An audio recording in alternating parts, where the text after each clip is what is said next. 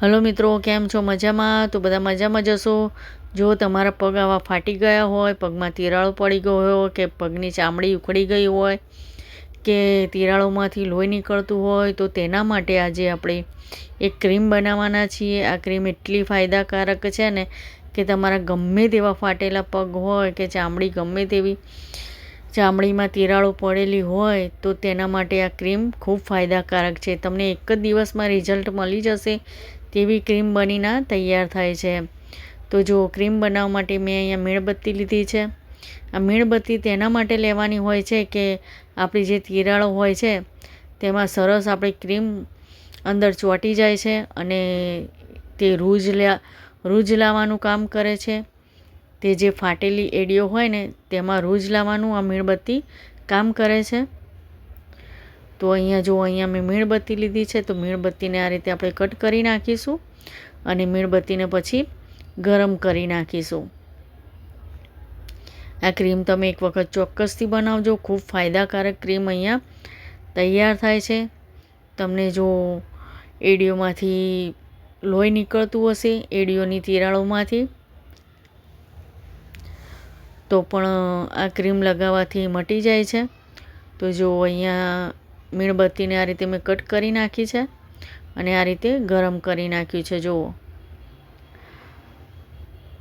મીણબત્તીને ગરમમાં જ આપણે ક્રીમને બનાવવાની છે. મીણબત્તી જો આ રીતે ઠંડુ થઈ જશે તો જામી જશે. તે માટે મીણબત્તી જ્યારે આપણે ઓગાળીએ ગરમ કરી ત્યારે જ અંદર આપણે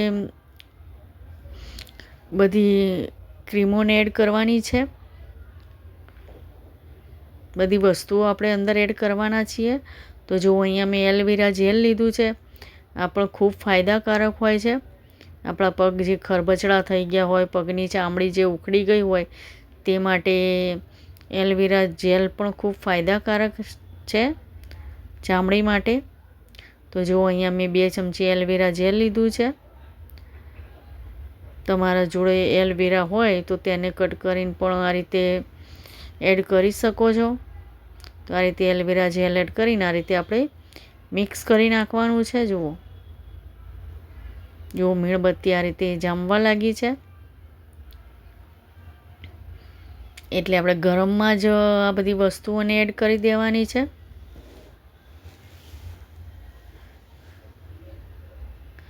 તો હવે અહીંયા આપણે જો નારિયેળ તેલ લીધું છે તો આપણે નારિયેળ તેલ અંદર એડ કરીશું.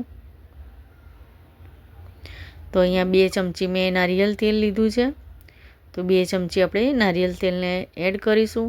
નારિયેળ તેલ બી આપણી સ્કિન માટે ખૂબ ફાયદાકારક હોય છે. ચામડી માટે ખૂબ જ ફાયદાકારક હોય છે. તે રૂજ લાવવાનું કામ કરે છે નારિયેળ તેલ. પછી અહીંયા જો મેં વિટામિન ઈની કેપ્સ્યુલ લીધી છે, તો વિટામિન ઈની કેપ્સ્યુલ એડ કરી દઈશું.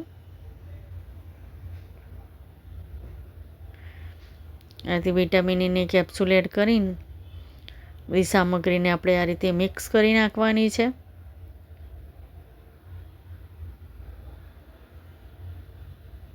જો તમને વિડીયો સારો લાગે તો મારી યુટ્યુબ ચેનલને લાઈક, સબસ્ક્રાઈબ અને શેર જરૂરથી કરજો અને કમેન્ટ કરીને કહેજો કે તમને આ ક્રીમ કેવી લાગી બનાવેલી, અને ચોક્કસથી બનાવીને લગાવજો.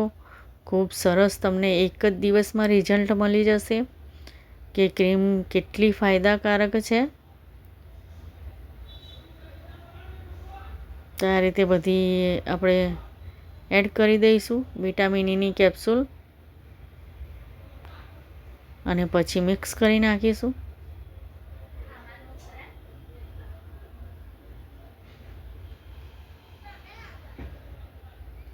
પછી આ રીતે મિક્સ કરી દેવાનું છે.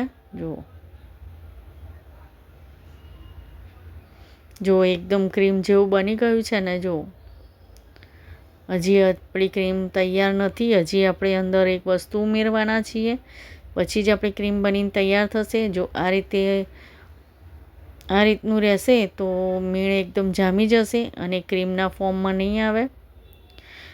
એટલે આપણે અહીંયા મેં વેસલીન લીધું છે. આ ઘરનું બનાવેલું વેસલીન છે. તો આપણે 2 ચમચી વેસલીન એડ કરીશું.